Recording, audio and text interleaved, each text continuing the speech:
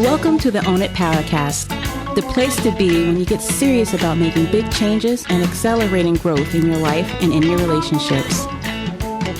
Finally create the life you've always wanted, living life on your own terms. Learn how to take your fear and turn it into powerful choices that will create sustained change. Now your host, Mary Baker. Hey everyone, welcome back to the Own It Powercast, the place to come to get what you need to move yourself forward. Hey, it's Mary Baker and welcome to episode 270, Spotting People-Pleasing Moments, a 3-step process to break the habit. Well, welcome to a new month dedicated to honoring ourselves, honoring our new boundaries, and living more authentically, which means being more real with ourselves and others, and that requires courage. And part of our ongoing boundary work, I think, is looking out for ways that we may still be going against what is healthiest for us. And instead of taking those fear-based routes in our relationships, having the bravery to risk by letting go of outcomes and working on connecting in healthier ways. If you need some help with that, if that's something you still really struggle with, make sure you sign up for a Power Hour with me. I have a few openings left for November, but not too many, so get in there quick if you want to do that. The link is right in the show notes. I also have a free mini course ebook on boundaries, and the link for that is there too. It has a lot of great information to get you started if boundaries is a new paradigm for you. Or maybe you've tried to work on it on your own and you're just not really sure where to begin, or really how to get motivated, or what is the best way to get started. If you want some more help, jump into my course, Find Your Voice, because that has all the aspects of working on yourself and becoming more grounded and confident, having better boundaries, and changing the course of your life. Okay, so one of the ways that I think that we can invisibly get in our own way is by people pleasing. And it's not something we haven't talked about here on the show a lot. And I think we need to, because it can be so insidious and invisible that we got to keep talking about it. People pleasing especially can become such an automatic thing and so hard to recognize, even when it drains us or keeps us from honoring our own needs. It sounds crazy, right? But people pleasing can often become so automatic and habituated that we don't even realize we're doing it. Because here's the thing, it starts out as a way to keep the peace, avoid conflict, gain parental approval, and then later in our life gain approval from others. And over time it turns into that habit that we can default to in almost every interaction. It becomes a way of being.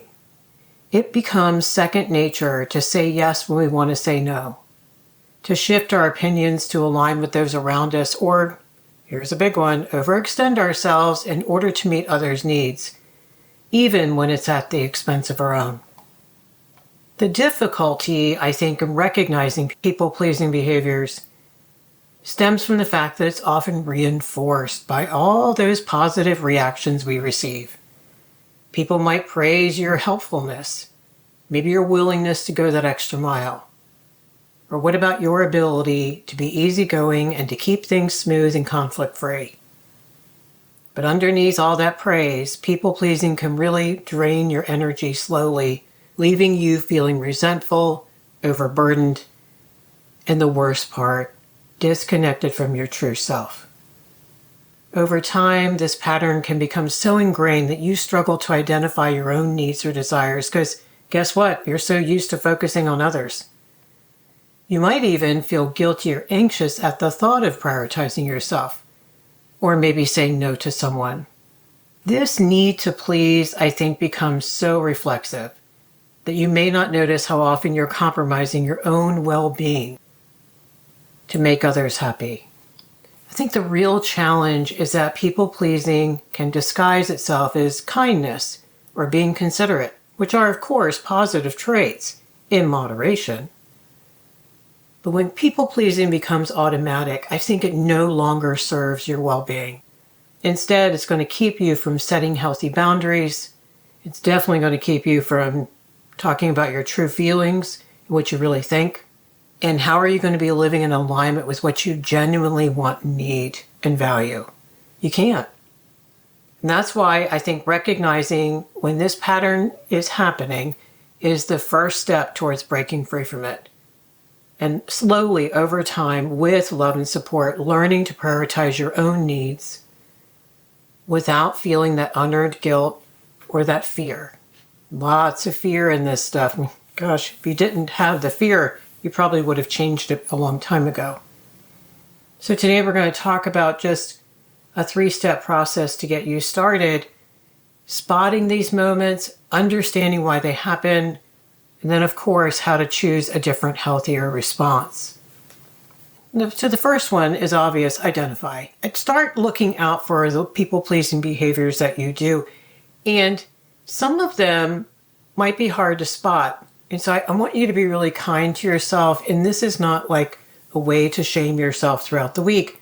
You're just going to neutralize it a little bit and say things like, I really want to start working on this. So therefore, it's probably going to be helpful if I start identifying when I do that. I'm not going to be pissed at myself when I do it. I'm not going to defend it either. I'm just going to notice, there I go.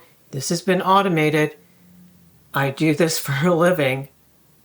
Let me make it an interesting challenge to see, when do I do this the most? And how am I doing it? Here are some people-pleasing actions that might be hard to spot. And this is not an exhaustive list. I'm sure you have more. And that's okay. The whole point is to just recognize the concept. Here's one: not saying no even when you're overwhelmed or have other plans. So you have like 5 things on your plate to get done today. They're big. You'll be lucky if you get them all done. You've got a lot going on. And then someone calls you up and says, I really need your help today. Or do you think you can take this over for me? And your immediate response is, absolutely. When can I be there? I'm saying this for a reason. When you first start working on this stuff, you're going to notice that you don't even pause. Like, you just do it like automatically, obliviously. And it becomes, again, second nature to just drop what you have going on as if it didn't even exist. And yes, I'm being a smartass. I'm saying this for a reason, because I want you to pay attention to this. Not to be mad at yourself, just to notice with compassion, wow, I had that whole plan for today, and then I get on the phone with them, and it's as if I didn't even have anything going on. And the other thing we'll do, if we're not doing that, we'll minimize, and we'll say, oh, it's okay, I can squeeze it in. That's all right, not a big deal. I can kick the can on those other 2 things that I have, which may not be true. So what you're going to do is gaslight yourself into thinking it's okay, and you're going to rationalize it. And even if they say, oh, but I don't want to burden you, you're like, oh no, it's not a big deal. So we lie, we lie, we lie, we lie to ourselves, and we lie to the world. We would have to lie, because if we weren't lying, the boundary would come up, right? Another one is just avoiding disagreement. You're keeping the peace even when you have different ideas or preferences. You have subverted those. You're not going to speak them. You're not going to risk conflict. You're not going to ruffle feathers. You're not going to disappoint them. You don't want to be abandoned. The other thing we do that you may not notice that this is people-pleasing is over-apologizing. Like, sorry is every 4th word coming out of your mouth. So you're apologizing for things that don't require an apology, and I want you to pay attention to that. And here's where I want to stop and say, this is why, folks, you can't do this work by yourself. You have to have people around you to say, no, that wasn't crazy, or you shouldn't have to apologize for that because, like, for example, why are you apologizing for having things to do today? Why are you apologizing for being busy? Why are you apologizing for having to say no to that? Again, it's back to the who owns what. And if you grew up in a family that messed this paradigm up for you, you need a lot of retraining. That's why I think the Facebook Lives are great, because every week we talk about this stuff and we can talk about different examples and remind each other why we're not being selfish or crazy or uncaring. Okay, your brain needs to hear the why. And so on your own, you're not going to be able to come up with all that. Plus, Remember, if we people please, we did that in relationships. We need relationships to heal what happened in relationships previously. We can't do all this work in our head.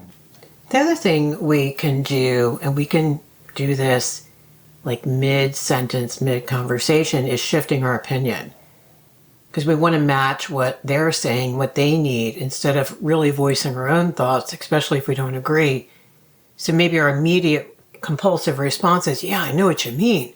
I don't like that person either. I don't believe in that. And that may very well not be true. Deep down, you might feel very differently.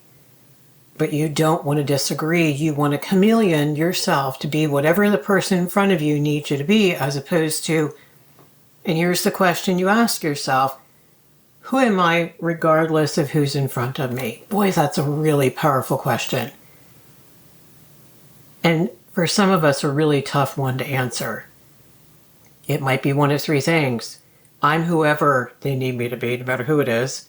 Or number two, maybe you've done some work on this, but you're like, I'm fine if I know that person accepts me and loves me and hasn't given me any pushback. But boy, if it's someone new or someone who I know is going to challenge me, I may play it safe and just agree. So those are some things I want you to pay attention to. Am I saying yes? Why am I saying yes? What kind of outcome am I trying to manage? What is my fear? What are my fears if I don't say yes?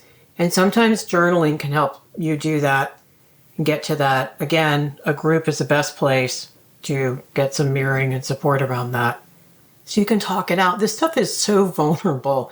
And a lot of times for people, it's embarrassing.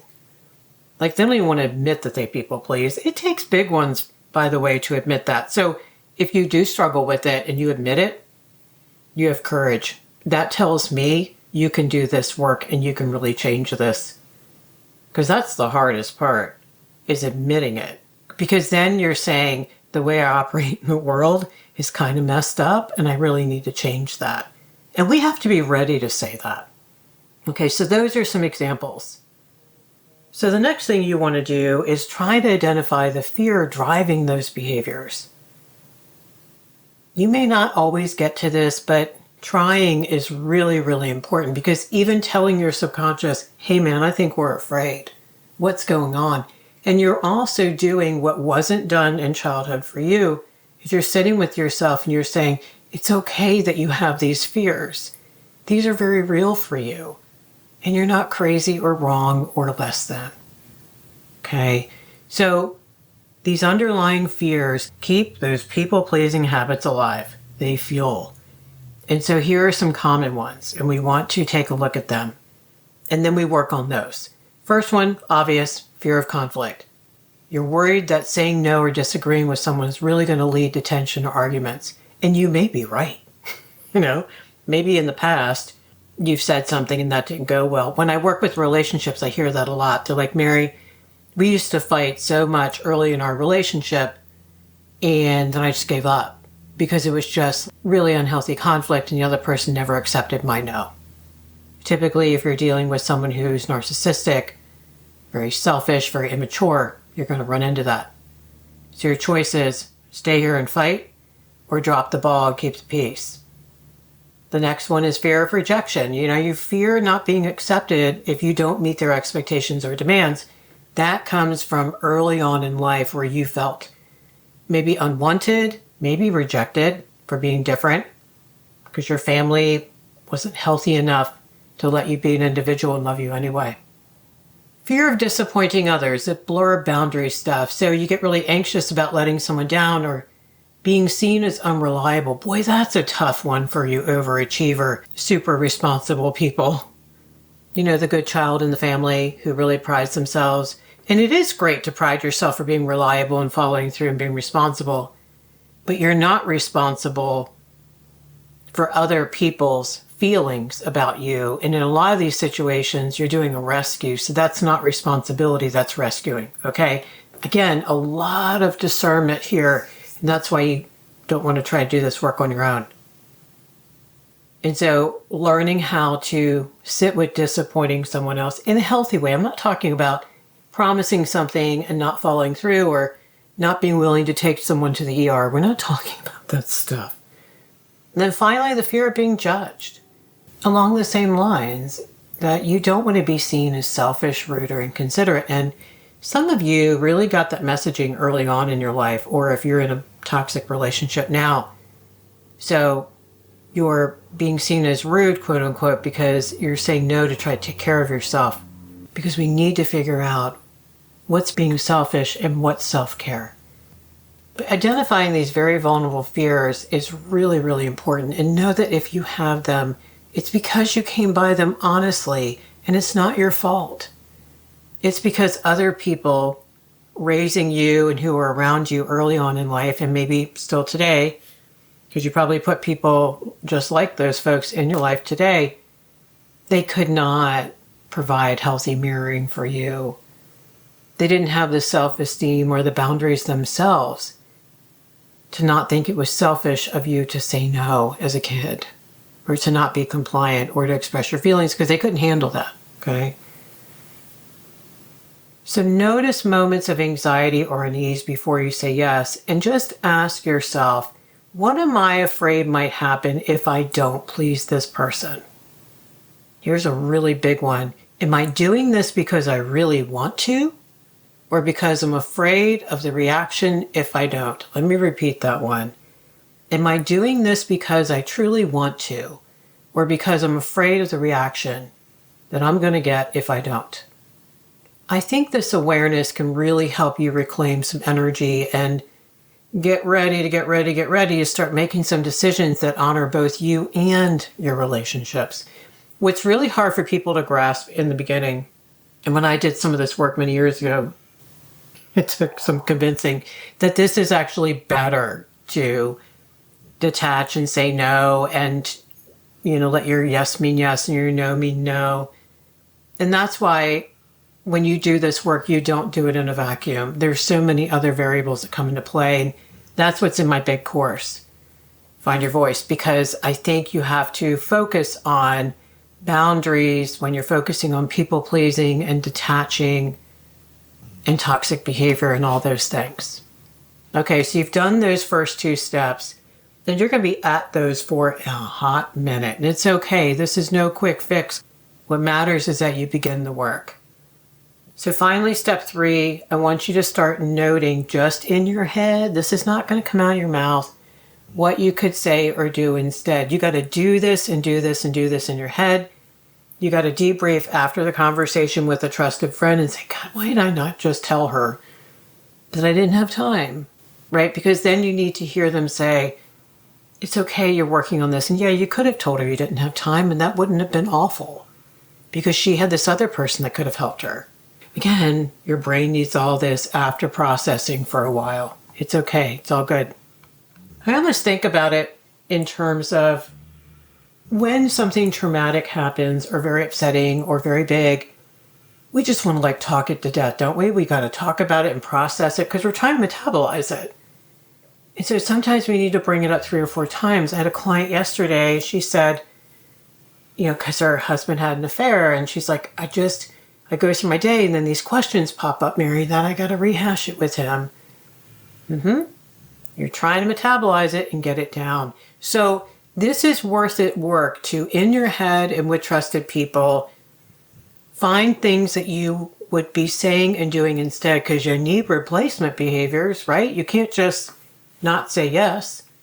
So maybe instead of automatically agreeing with someone, you could say, hey, I would love to help, but unfortunately I can't this weekend. Maybe next weekend I can help you. Do you see the I'd love to help, which is connecting? Unfortunately, I like that word because it doesn't imply that what they're asking for is wrong. And it doesn't make you a bad guy for saying no. If you are the I'm sorry person, rather than apologizing unnecessarily, because you're doing that hoping and praying in your heart that they're not going to be mad at you, which is why you do that, you could offer a polite but firm, hey, thank you for understanding, instead of I'm sorry. Because saying I'm sorry again is a little bit much, right? You don't have to be sorry. You can regret that you can't help them this weekend. But are you apologizing? Right? So, yes, I'm getting down into nerdy details, but they matter. Semantics matter with this stuff, guys. Semantics is everything in our communication. So if someone disagrees, you could say, wow, that's an interesting perspective. I actually see it a little bit differently. Or, wow, that's a surprise. You're not saying that's not true. You're not saying you're crazy. You're not trying to start a fight. All you're doing is using empathy, mirroring back. That's an interesting perspective. You're not saying anything about the other person. They're the only ones who get to decide whether their perspective is a little off or not you. There's an importance of being kind but firm and really trying to stay true to what you realistically can offer or what you realistically believe. Remember that alignment. Remember being honest.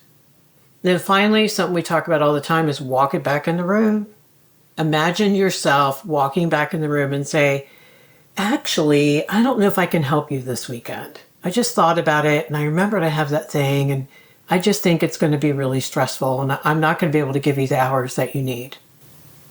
You're not going to do it in the moment, but I want you to picture yourself walking back in the room because you have to imagine that that's a possibility.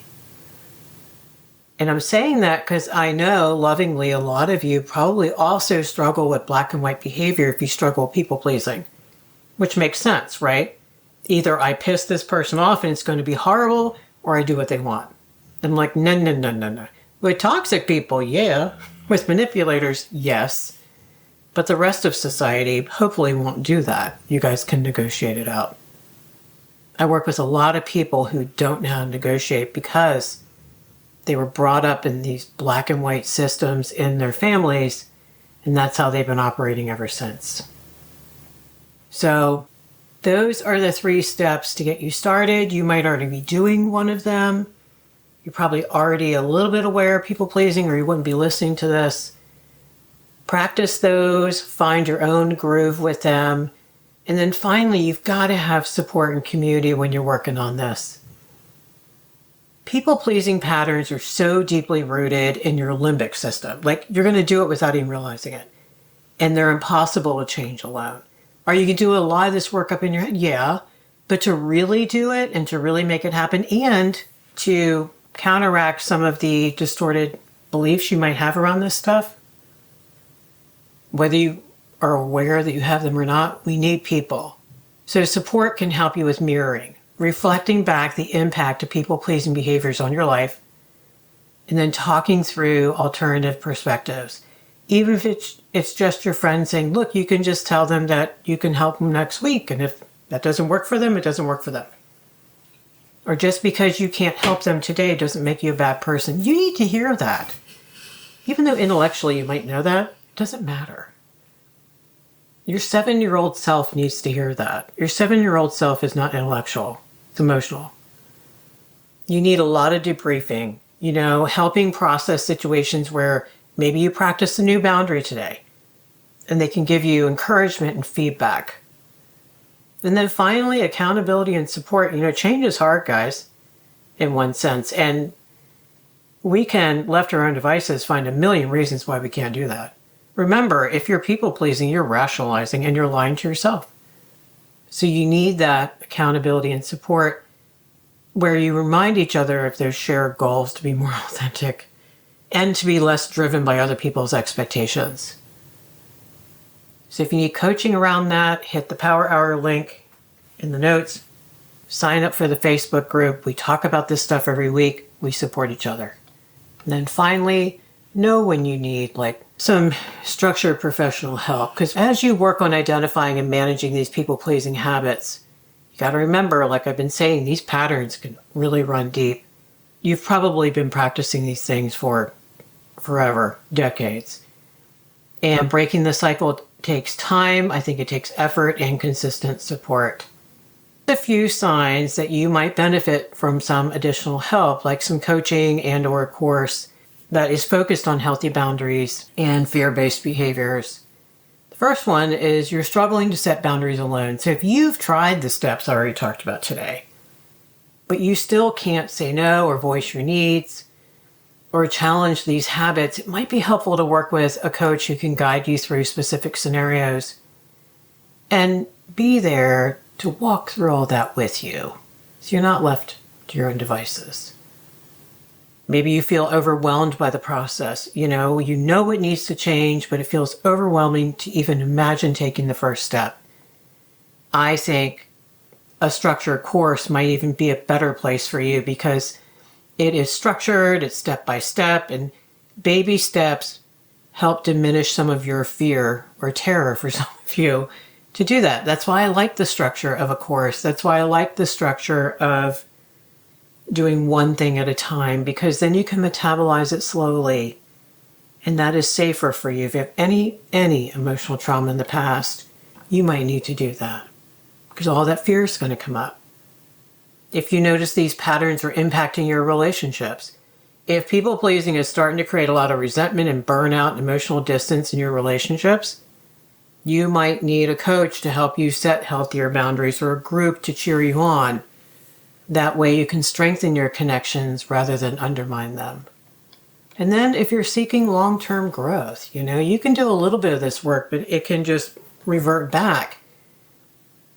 But if you want deeper growth and lasting change, I think a course can help you really sit with stuff and write things and learn things and listen to things and talk about things, because that way you're lighting up more parts of your brain. And change is more likely to be sustained when we do that. So if any of these resonate with you, I encourage you, check out a coach, a group, something. If it's my stuff, great. If not, just find something, because you deserve the love and support. And you were never supposed to do this work alone. Because these changes are not easy. It's okay to need a little bit of help. The goal is to help you build a life where you feel empowered so you can show up as your real self without the weight of others' expectations. Thank you so much for hanging out with me today and looking at some hard stuff. Remember, you're not alone in this. And if you need support, reach out. So today we dove into how to recognize and manage our people-pleasing moments so we can start living more authentically and confidently. Then we talked about a 3-step process where you can explore how to identify your people-pleasing behaviors, look at the fears that are driving them, and then imagine healthier responses that you can start practicing. I hope this episode has helped you either to begin to focus or maybe refocus on ways you might still be doing some fear-based behaviors that aren't allowing you to be your authentic self. If you don't get the newsletter, sign up at ownitpowercast.com or message me. I'll get that to you. That has everything in it. And I'm going to be putting more stuff in that in the coming weeks that highlight some of my wonderful colleagues' work that can help you, or maybe you know someone in your life who could benefit from that. All right, so pay it forward. Keep focusing on you, and I'll see you next time.